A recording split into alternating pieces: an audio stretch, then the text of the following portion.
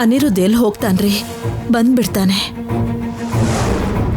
ಅವನು ಎಲ್ಲಿಗೆ ಹೋಗಿದ್ದಾನೆ, ಯಾವಾಗ ವಾಪಸ್ ಬರ್ತಾನೆ ನಿನಗೆ ಗೊತ್ತಾ ಅರವಿಂದ? ಹಾಗಿದ್ದಾಗ ಅವನ ಪರವಾಗಿ ನೀನು ಹೇಗೆ ಮಾತಾಡ್ತೀಯಾ? ಅವ್ರು ನಮ್ಮ ಹಿಂದೆನೆ ಕಾರಲ್ಲಿ ಬರ್ತಿದ್ದಾರೆ ಅನ್ಕೊಂಡೆ ಮಾವಯ್ಯ, ಆದ್ರೆ ಬರ್ಲಿಲ್ಲ. ಪರ್ಣಿಕಾ, ನಿಮ್ಮಮ್ಮ ಇಲ್ಲಮ್ಮ? ನನ್ನ ಬಗ್ಗೆ ಅಷ್ಟೊಂದು ಚಿಂತೆ ಮಾಡ್ಬಿಡಿ, ಅದಕ್ಕೆ ಬಂದ್ಬಿಟ್ನಲ್ಲ.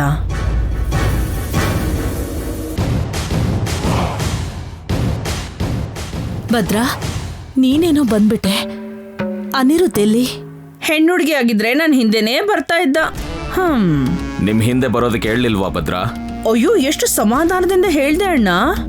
ಸ್ವಂತ ಅತ್ತೆ ಆಗಿರೋ ಕಾರಣಕ್ಕೆ ನೀನ್ ನನ್ ಮೇಲೆ ಹಕ್ಕು ಚಲಾಯಿಸಕ್ಕಾಗಲ್ಲ ಅಂತ ಕೂಡ ಹೇಳ್ದ. ಅವ್ನು ಹೇಳಿದ ಮಾತು ಮುಖದ ಮೇಲೆ ಹೊಡೆದಾಗಿತ್ತು. ಕಾಡಲ್ಲಿ ಅವನ ಜೊತೆ ಯಾಕೆ ವಾದ ಮಾಡೋದು ಅಂತ ಹೇಳಿ ನನ್ನ ಪಾಡಕ್ಕೆ ನಾನು ಈ ಕಡೆ ಬಂದ್ಬಿಟ್ಟೆ. ಅದಕ್ಕೆ ಇಷ್ಟೊತ್ತಾಯ್ತು. ಭಾವ ಬಂದ್ರು.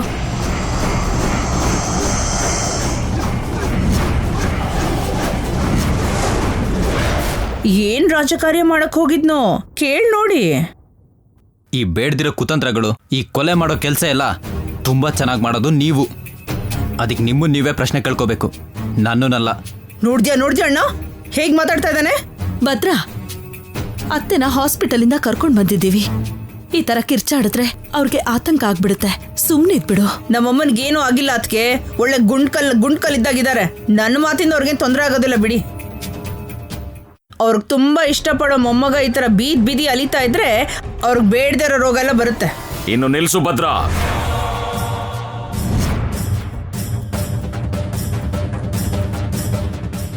ಅವನು ಗಂಡ್ಸು, ಹೊರಗಡೆ ತಿರುಗಾಡ್ತಾನೆ, ತಿರುಗಬೇಕು.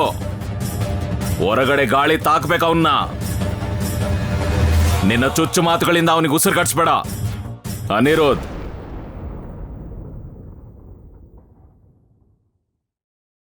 ಹೊರಗಡೆ ಹೋದ್ರೆ ಒಂದ್ ಮಾತು ಹೇಳು ಹೋಗೋ. ನಾನು ಕೇಳೋದಿಲ್ಲ. ತಡವಾಗಿ ಬರೋದಿದ್ರೆ ನನಗೆ ಮುಂಚೆನೆ ಹೇಳು. ನಾನು ಈ ತರ ಕಾಯೋದಿಲ್ಲ. ಹೋಗು, ಹೋಗಿ ರೆಸ್ಟ್ ಮಾಡು.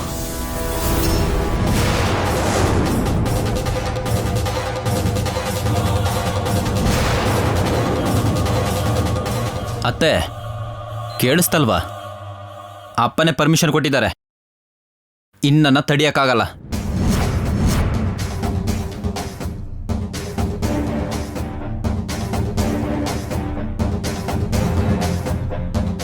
ಅದೇನಣ್ಣ, ನಾನ್ ಮಾಡಿದೆಲ್ಲ ತಪ್ಪು ಅಂತ ಹೇಳಿ ಅನಿರುದ್ಧಗೆ ನೀನ್ ಇಷ್ಟ ಬಂದಂಗೆ ಮಾಡು ಅಂತ ಹೇಳ್ಬಿಟ್ಟಿಲ್ಲ ಅಣ್ಣ. ಭದ್ರಾ, ಅವನ್ ಬರೀ ಗರುಡ ವಂಶಸ್ಥ ಮಾತ್ರ ಅಲ್ಲ, ನಾಗಮಣಿಯಿಂದ ನಾಗನಿಧಿನ ಪಡೆಯೋ ಸಾಮರ್ಥ್ಯ ಇರೋವನು. 100 ವರ್ಷಗಳಿಂದ ಭೂಮಿಯಲ್ಲಿ ಅಡಗಿಟ್ಟಿರೋ ನಾಗನಿಧಿ ಅದು. ಹಳೆ ಬಂಗಾರಕ್ಕೆ ಬೆಲೆ ಜಾಸ್ತಿ ಅಂದಂಗೆ ಹಳೆ ಕಾಲದಿಂದಲೂ ಪಾತಾಳದಲ್ಲಿರೋ ಪೆಟ್ಟಿಗೆಯಲ್ಲಿ ಎಷ್ಟು ವಜ್ರಗಳು, ಎಷ್ಟು ವೈಡೂರ್ಯಗಳು, ಎಷ್ಟು ರತ್ನಗಳು, ಎಷ್ಟು ಮುತ್ತುಗಳು, ಎಷ್ಟು ಹವಳದ ಆಭರಣಗಳು. ಒಂದ ಎರಡ, ಅಬ್ಬಬ್ಬಬ್ಬಬ್ಬಬ್ಬಬ್ಬಬ್ಬ. ಎಣಿಸೋದಕ್ಕೆ ಸಮಯಕ್ಕೂ ಸಮಯ ಸಾಕಾಗೋದಿಲ್ಲ ಭದ್ರಾ. ಬಚ್ಚಿಡ್ಬೇಕು ಅನ್ನೋದು ಧೈರ್ಯದಿಂದ ಮಾಡಬೇಕಾಗಿರೋ ಕೆಲಸ.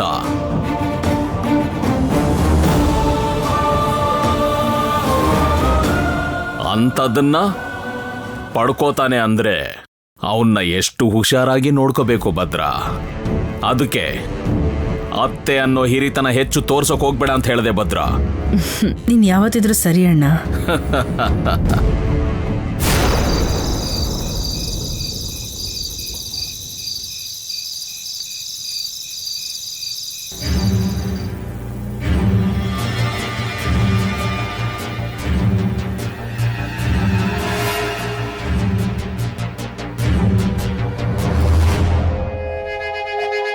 ಹುಟ್ಟಿದ ಮನೇಲಿ ಇದ್ದು ತಿಂತಾ ಇದೆಯಾ ಅಂತ ಊರವರೆಲ್ಲ ತಿಳ್ಕೊಂಡ್ರೆ ಅದು ಮಾಮೂಲಿ ಅಂತ ಅಂದ್ಕೋಬೋದು. ಮನೇಲಿರೋರೆಲ್ಲ ಈ ಥರ ಅಂದ್ಕೊಂಡ್ಬಿಟ್ರೆ ಇಲ್ಲಿದ್ದು ನನಗೇನು ಪ್ರಯೋಜನ?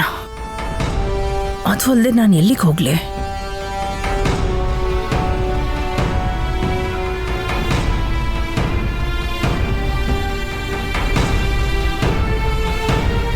ನಾಗಮಣಿ ಸಿಕ್ಕಿದ್ರೆ ನಾಗನಿಧಿ ಕೂಡ ನನಗೆ ದಕ್ಕುತ್ತೆ.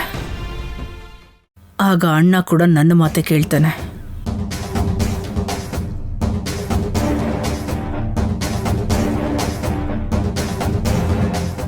ಅನಿರುದ್ಧನ ನನ್ನ ರಾಜ್ಕುಮಾರಿಗೆ ಕೊಟ್ಟು ಮದುವೆ ಮಾಡಿಸ್ತಾನೆ.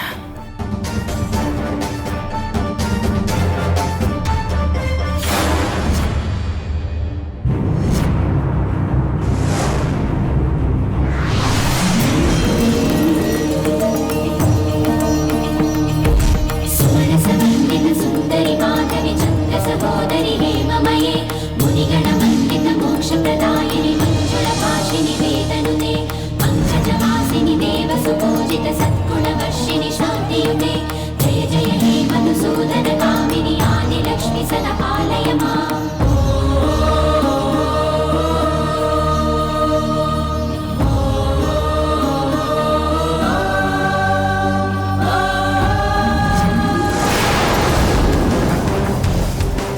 ಪುಣ್ಯ ನೋಡಬೇಕು, ಅವಳ ಹತ್ರ ಮಾತಾಡಬೇಕು.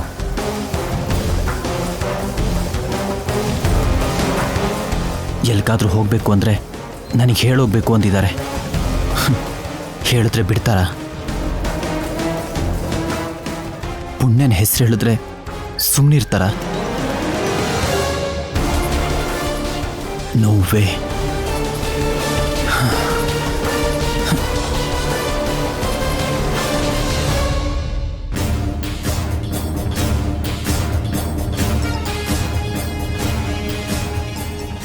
ಅಣ್ಣ ಅಣ್ಣ ಏನೇ ಇದ್ರೂ ಅಪ್ಪ ಮಗ ಇಬ್ರು ಒಂದಾಗ್ಬಿಡ್ತೀರಾ. ನಾನು ಕೇಳಬಾರ್ದು ಅಂತ ನನ್ನ ಆಚೆ ಕಳಿಸಿ ನಾಗಮಡಿ ನಾಗನಿದ್ದೆ ಬಗ್ಗೆ ಮಾತಾಡ್ತಾ ಇದ್ದೀರಾ. ಅದನ್ನ ಹೇಗೆ ಪಡ್ಕೋಬೇಕು ಅಂತ ನನಗೆ ಚೆನ್ನಾಗಿ ಗೊತ್ತಿದೆ.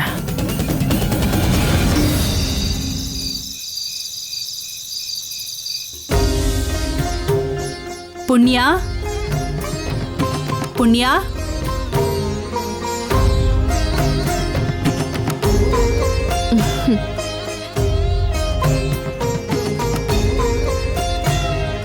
ಕತ್ಲೆ ಆಗಿದೆ, ದೀಪ ಹಚ್ಚು ಅಂತಾನೆ ಅಲ್ವಮ್ಮ ನನ್ನ ಕರೆದಿದ್ದು? ನನ್ನ ಮುದ್ದು ಮಗಳಿಗೆ ಒಂದು ಸಲ ಹೇಳಿದ್ರೆ ಸಾಕು, ಯಾವ ಕೆಲ್ಸ ಆದ್ರೂ ಚೊಕ್ಕವಾಗಿ ಮಾಡ್ತಾಳೆ.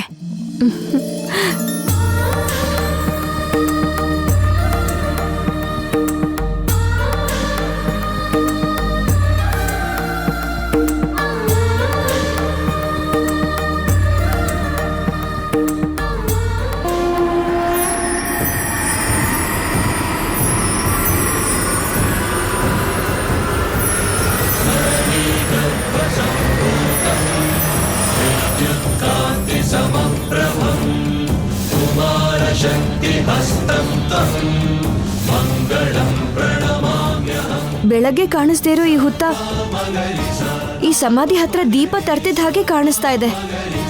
ವಿಚಿತ್ರವಾಗಿದೆ. ಇದೇ ತರ ಸಿಗದೇ ಇರೋ ನಾಗಮಣಿ ಕೂಡ ನಮ್ ಕಣ್ಣು ಕಾಣಿಸಿದ್ರೆ ಎಷ್ಟು ಚೆನ್ನಾಗಿರುತ್ತೆ ಅಲ್ವಮ್ಮ?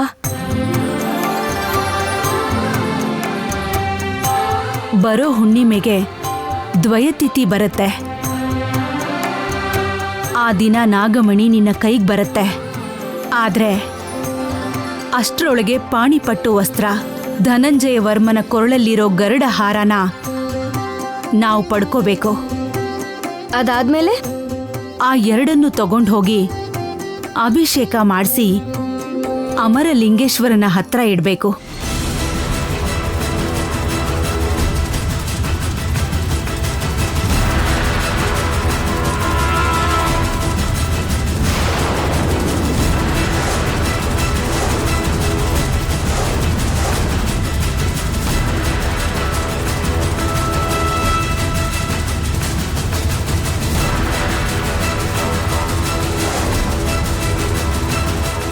ಏನಾಯ್ತಮ್ಮ? ಯಾರೋ ಬರ್ತಿದ್ದಾರೆ.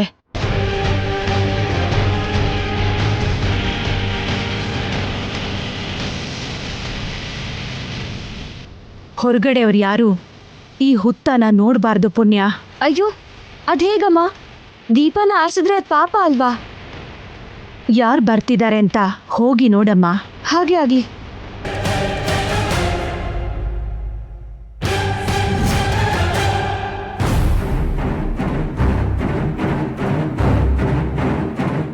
ನಾಗಗಳೇ, ಸರ್ಪಕೂಟನ ರಚನೆ ಮಾಡಿ ಬೆಳಕನ್ನ ಕಡಿಮೆ ಮಾಡಿ.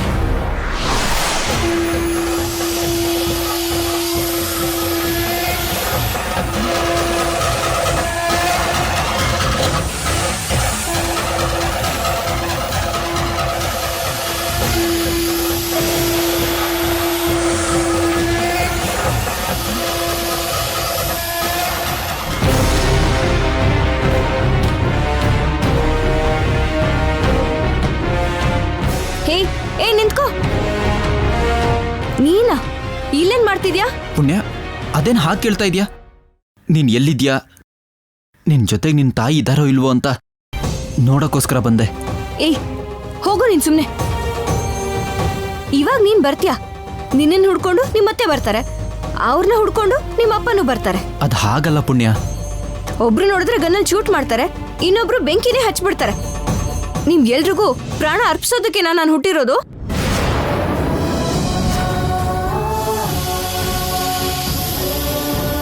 ಕೋಪ ಮಾಡ್ಕೋಬೇಡ ಪುಣ್ಯ. ಈ ಕಾಡಲ್ಲಿರೋದು ತುಂಬಾ ಕಷ್ಟ ಅಂತ ಕೇರ್ ಮಾಡೋದಕ್ಕೋಸ್ಕರ ಬಂದೆ.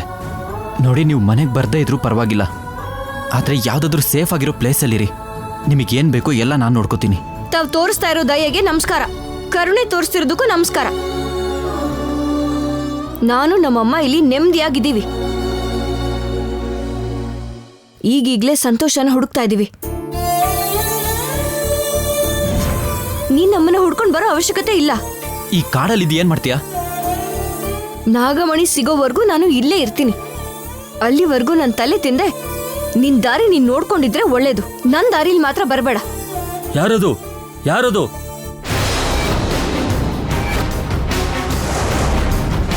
ಯಾರಲ್ಲಿರೋದು? ಯಾರು ಮಾತಾಡ್ತಿರೋದು? ಅಯ್ಯೋ, ಯಾರು ಬರ್ತಾ ಇದ್ದಾರೆ. ನೀನ್ ಹೋಗು, ನೀನ್ ಹೋಗು.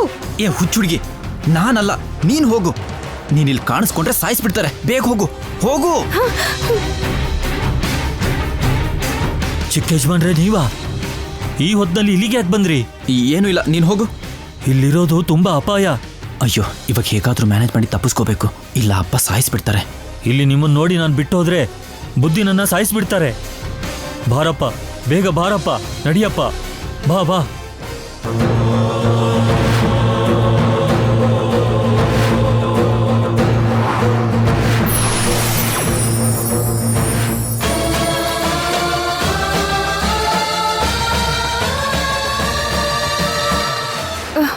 ಅಮ್ಮ, ಏನೋ ಅಪಾಯ ಬಂತೇನೋ ಅನ್ಕೊಂಡೆ. ಹುತ್ತಾನ ಯಾರು ನೋಡ್ಲಿಲ್ಲ ಅಲ್ವಾ? ಯಾರೂ ನೋಡ್ಲಿಲ್ಲ. ಮತ್ತೆ ಹುತ್ತ ಬೆಳಗ್ತಾ ಇದೆ ನೋಡು.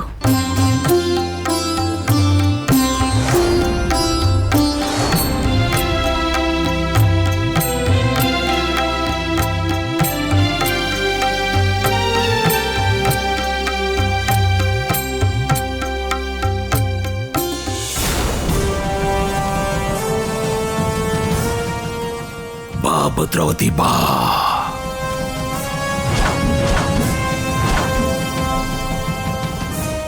ಬಾ, ಬಂದು ನನ್ನ ಇದರಿಂದ ಮುಕ್ತಿಗೊಳಿಸು. ಬಾ. ಹೇಗಿದೀಯ ಭದ್ರಾವತಿ?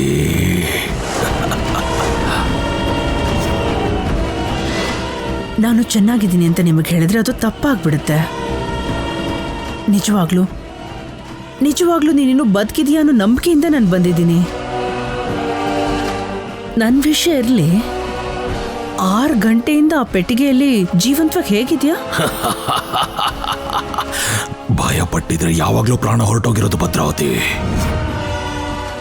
ಆಸೆ ಪಟ್ರೆ ಆ ಆಸೆನೇ ಮನುಷ್ಯನ ಜೀವಂತವಾಗಿಡುತ್ತೆ ಅಂತ ಗೊತ್ತು. ಮನುಷ್ಯನಾಗಿ ಹುಟ್ಟಿ ಅಘೋರಿಯಾಗಿ ಪರಿವರ್ತನೆಗೊಂಡ ನಾನು ಈ ಪೆಟ್ಟಿಗೆಯಲ್ಲಿ ಇದ್ರೂ ವಾಯುಸ್ತಂಭ ವಿದ್ಯೆ ಗೊತ್ತಿರೋ ಕಾರಣ ಇನ್ನೂ ಬದುಕೇ ಇದ್ದೀನಿ. ನನಗೆ ಸಾವೇ ಇಲ್ಲ ಭದ್ರಾವತಿ, ಸಾವೇ ಇಲ್ಲ.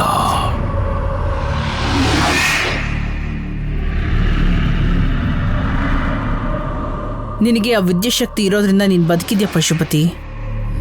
ನಾನೆಷ್ಟೇ ಪ್ರಯತ್ನ ಪಟ್ಟರು ಕೂಡ ಅಣ್ಣನಿಗೆ, ನನ್ನ ಮಗಳಿಗೆ, ಅನಿರುದ್ಧಗೂ ಕೂಡ ಕೆಲ್ಸಕ್ಕೆ ಬಾರ್ದಿರೋಳ್ ಥರ ಆಗ್ಬಿಟ್ಟೆ. ನಾಗಮಣಿಯವ್ರಿಗೆ ಸಿಗೋ ಸಮಯ ಹತ್ರ ಬರ್ತಿದ್ದ ಹಾಗೇನೆ ನನ್ನ ದೂರ ಮಾಡ್ತಾ ಇದ್ದಾರೆ ಪಶುಪತಿ, ದೂರ ಮಾಡ್ತಾ ಇದ್ದಾರೆ. ಇಷ್ಟು ದಿನ ಎಷ್ಟೇ ಕಷ್ಟಗಳು ಬಂದರೂ ಅದನ್ನು ಎದುರಿಸ್ಕೊಂಡು ಆಸೆಯಿಂದ ನಾಗಮಣಿಗೋಸ್ಕರ ಎದುರು ನೋಡ್ತಾ ಇದ್ದೆ. ಇವಾಗ ನನ್ನ ನಿರ್ಲಕ್ಷ್ಯ ಮಾಡ್ತಾ ಇದ್ದಾರೆ ಅಂತಂದ್ರೆ ತಡ್ಕೊಳಕ್ಕಾಗ್ತಾ ಇಲ್ಲ ಪಶುಪತಿ. ಆ ನಾಗಮಣಿ ನನಗೆ ಸಿಗ್ತಾ ಹೋದ್ರೆ ನಾನು ಬದುಕಿದ್ದೆ ವ್ಯರ್ಥ ಆಗೋಗುತ್ತೆ. ನನ್ನ ಮಗಳ ಬದುಕು ಕೂಡ ಸಾಮಾನ್ಯ ಆಗೋಗುತ್ತೆ. ಆ ಮಣಿ ಸಿಗೋ ಮಾರ್ಗ ನಿನಗೆ ಗೊತ್ತಿದೆ.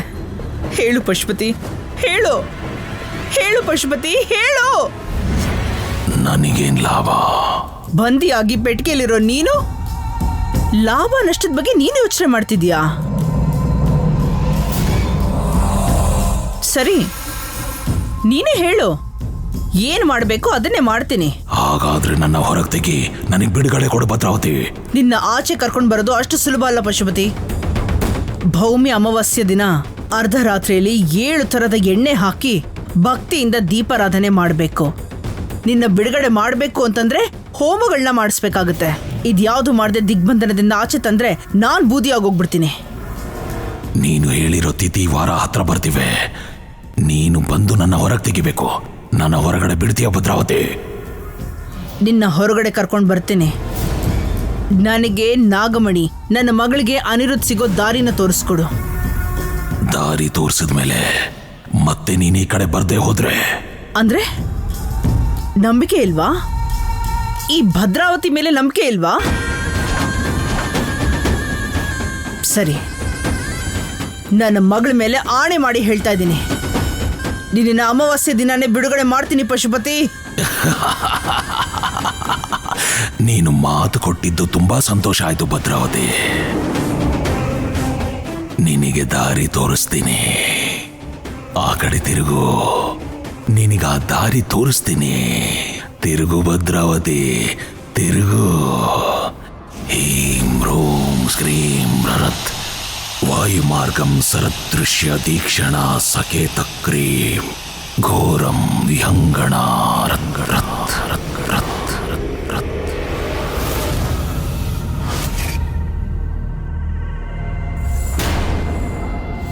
ಆ ಭೂತಕಿ ಕ್ಷುದ್ರ ಶಕ್ತಿಯಲ್ಲಿ ಪರಿಣಿತಿ ಹೊಂದಿದ್ದಾಳೆ. ಆ ಮಾಂತ್ರಿಕಳ ಹತ್ರ ಹೋಗೋ, ಪರಿಚಯನೇ ಇಲ್ದಿದ್ರು ನಿನಗೆ ಸಹಾಯ ಮಾಡ್ತಾಳೆ. ಹೋಗು ಭದ್ರಾವತಿ, ಹೋಗು. ನಿನ್ನ ಕೆಲಸ ಮುಗಿಸ್ಕೊಂಡು ಮತ್ತೆ ನನ್ನ ಬಿಡಿಸೋದಕ್ಕೆ ಅಮಾವಾಸ್ಯೆ ದಿನ ಮತ್ತೆ ಬಾ. ಹೋಗು.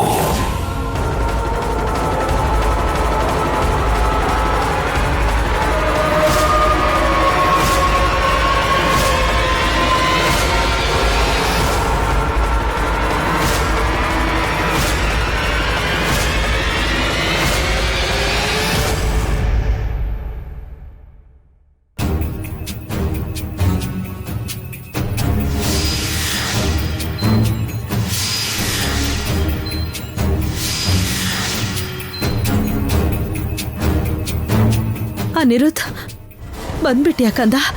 ಇಷ್ಟೊತ್ತು ನೀನು ಎಲ್ಲಿಗೆ ಹೋಗಿದ್ಯೋ ಏನೋ ಅಂತ ಆತಂಕ ಆಗಿತ್ತು. ನೀನು 1 ನಿಮಿಷ ಕಾಣಿಸ್ಲಿಲ್ಲ ಅಂದ್ರೆ ನನಗೆ ತುಂಬಾ ಭಯ ಆಗತ್ತೆ ಕಂದ. ಹೊರಗಡೆ ಹೋಗುವಾಗ ಹೇಳು ಅಂತ ಹೇಳಿದ್ನಲ್ಲೋ, ಎಲ್ಗೋಗಿದ್ದೆ? ಗೊತ್ತಿಲ್ಲ. ಏನೋ ಆ ಉತ್ತರ? ಕೋಪ ಮಾಡ್ಕೋಬೇಡಿ ಬುದ್ಧಿ. ಚಿಕ್ಕ ಯಜಮಾನ್ರು ಈ ಹೊತ್ತಲ್ಲಿ ಅಲ್ಲಿ ಇರಬಾರ್ದು ಅಂತೇಳಿ ಇಲ್ಲಿ ಕರ್ಕೊಂಬಂದೆ ಬುದ್ಧಿ. ನೀನ್ ಹೋಗು ರಾಮಯ್ಯ. ಸರಿ ಬುದ್ಧಿ. ಕತ್ಲಾದ್ಮೇಲೆ ಮನುಷ್ಯರು ಯಾರು ಆ ಕಡೆ ಹೋಗೋದಿಲ್ಲ. ಆ ಟೈಮಲ್ಲಿ ನಿನಗೇನು ಅಲ್ಲಿ ಕೆಲಸ? ಪುಣ್ಯಾಳಿಗೋಸ್ಕರ ಅಂತ ನಿಜ ಹೇಳಿದ್ರೆ ನೀವು ಸುಮ್ಮನಿರಲ್ಲ, ಸಾಯಿಸ್ಬಿಡ್ತೀರಾ.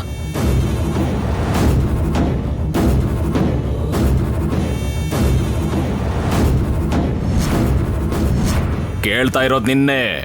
ಅವನನ್ನ ಯಾಕ್ರಿ?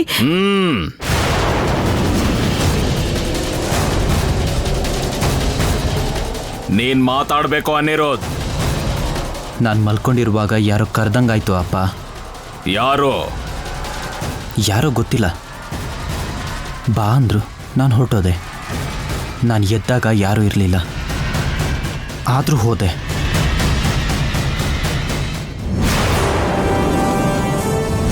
ಹೌದಾ? ಇಷ್ಟು ಸಂತೋಷಕರ ಸುದ್ದಿ ಮೊದಲೇ ಹೇಳ್ಬಾರ್ದ? ಈ ಸಲ ಯಾರಾದ್ರೂ ಕರೆದಾಗ ಅನ್ಸಿದ್ರೆ ಒಬ್ನೇ ಹೋಗ್ಬೇಡ, ನನ್ನ ಕೂಡ ಕರಿ, ನಾನು ಬರ್ತೀನಿ. ಸರಿ, ಈಗಾಗಲೇ ತುಂಬಾ ಲೇಟ್ ಆಗಿದೆ. ಹೋಗ್ ಮಲ್ಕೋ. ಗುಡ್ ನೈಟ್ ಅಮ್ಮ.